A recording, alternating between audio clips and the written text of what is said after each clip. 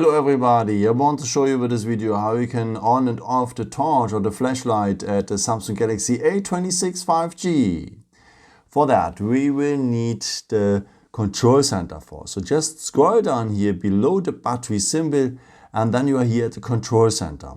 And a part of the control center are here these toggles and one of it is here the torch or the flashlight. No? So just turn it on like this and turn it off like that. As you can see, pretty easy. What I recommend to you for the very first time is to long press here the toggle for the torch, because then you're here at the settings.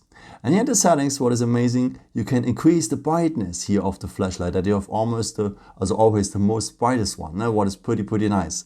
After, just tap you on done, and whenever you turn on the flashlight, you have the most brightest one.